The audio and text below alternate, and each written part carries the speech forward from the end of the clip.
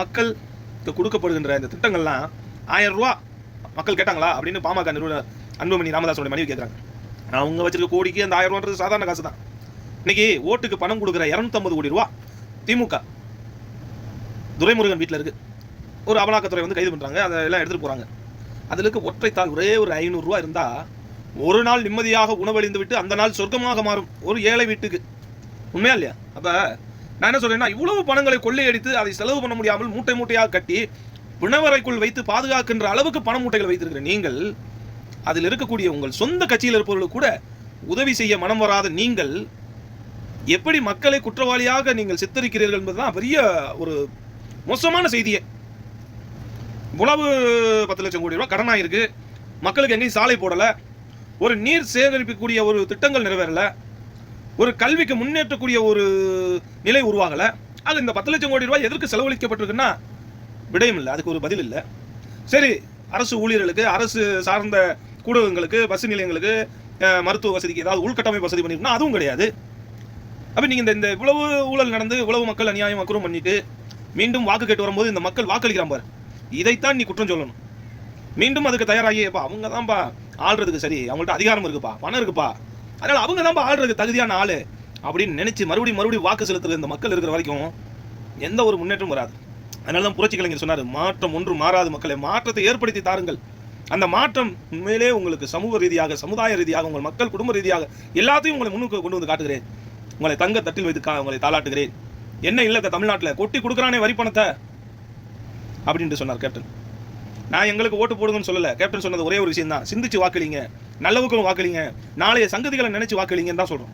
அதுதான் தேசிய முற்போக்கு திராவிட கழகத்தினுடைய தலைவர் சொன்னார், நீங்க நல்லது செஞ்சா நாங்க ஏன் ஆட்சிக்கு வர போறோம், நாங்க ஏன் கட்சி தொடங்க போறோம், நீங்களே ஆளலாமே. 50 கட்சியோட கூட்டணி வைக்கிறீங்க, 100 கட்சியோட கூட்டணி வைங்க, நீ நல்லது செஞ்சா நீ ஒருத்தனே போதுமே, போயா இந்த கட்சி இருக்கு, வேற கட்சி எங்களுக்கு தேவையில்லை மக்களே சொல்லிடுவாங்களே அப்படின்னு புரட்சி கலைஞர் பேசுனது இன்னும் இருக்கிறது.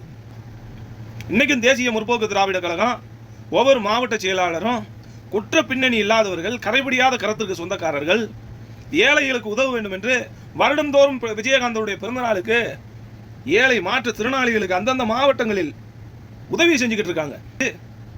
மாநாட்டுக்கு அதிமுக திமுக மாநாட்டில் 10,000 பேர் சாப்பாடு வீணா போச்சு, அந்த சாப்பாடை தொலைக்காட்சியில் காட்டுறீங்களே. இந்த மழை வெள்ளத்தில் பாதிக்கப்பட்ட மக்களுக்கு ஒரு நேரம் சாப்பாடு அந்தந்த திமுக அதிமுக பாஜக போன்ற அரசு கொடுத்தீங்களா? தேமுதிக தான் கொடுத்துச்சு. ஏழைகளுக்கு உதவ வேண்டும் என்று அந்த மக்களுக்கு உடனே ஓடி போய் போர்வை, பெட்ஷீட், அத்தியாவசிய தேவை, பருப்பு, எண்ணெய் எல்லாம் வாங்கி கொடுத்து ஒவ்வொரு மாவட்ட செயலரும் கொடுத்தாங்க. இன்னைக்கு திமுக அதிமுக உள்ள வந்துச்சா? இன்னும் ஒருபடி மேலே சொல்லணும்னா, அங்கே இருக்கக்கூடிய தாய்மார்கள் கை குழந்தை வச்சிருப்பாங்க, போகும்போது பால் காய்ச்சி எடுத்துட்டு போங்கன்றாங்களே, இந்த எண்ணம் யாருக்கு வரும்? ஒரு பொத்தம் பொதுவெளியில 1000 கோடி 500 கோடிக்கு பிரேமலதா விஜயகாந்த் ஆசைப்படுகிறாருன்னு உங்களுடைய அவநம்பிக்கை வருது இல்ல? அப்ப இத்தனை பேர் கட்சி நடத்துறாங்க, இவ்வளவு கோடிகளை வச்சிருக்காங்களே, அது விடுதலை சிறுத்தை கட்சியா இருக்கட்டும், மதிமுகவா இருக்கட்டும், ராமதாஸா இருக்கட்டும், திமுகவா இருக்கட்டும், அதிமுக இருக்கட்டும், இத்தனை 1000 கோடிகளை வைத்துக் கொண்டு இவர்கள் ஆட்சி அதிகாரம் செலுத்தி இவர்கள் எத்தனை அடக்குமுறைகளை செய்கிறார்கள். இவர்களுக்கெல்லாம் என்ன நீங்க தீர்ப்பு தர போறீங்க? எங்களை தாண்டி இன்னொருவன் பிறந்து வரப்போறது இல்லை. இன்னைக்கு விஜய் வந்தால் அதுதான். விஜய் வந்து சொல்றாரு, நான் 234 தொகுதியில் நிக்கல, 50 தொகுதி கொடுங்க போதும், துணை முதலமைச்சர் கொடுங்க.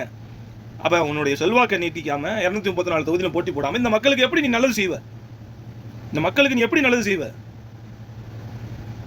ஆட்சி அதிகாரத்துக்கு வர வேண்டும் என்றால் 234 தொகுதியிலும் வலிமையோடு நாம் இருந்தால்தான் இந்த மக்களுக்கு நல்லது செய்ய முடியும் என்ற அந்த அடிப்படை கருத்து கூட இல்லாம ஒரு அரசியலுக்கு வர்றது, விஜயகாந்தோடும் விஜயோடும் ஒப்பிட்டு பேசுறது, பிற கட்சி தலைவர்களோடு விஜயகாந்தை தயவு செய்து ஒப்பிடாதீர்கள்.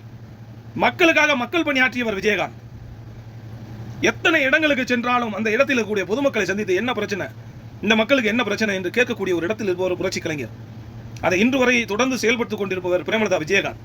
வருங்காலத்தில் தேமுதிகவுக்கு உங்கள் அங்கீகாரமாக முரசு சின்னத்தில் வாக்குதாருங்கள்.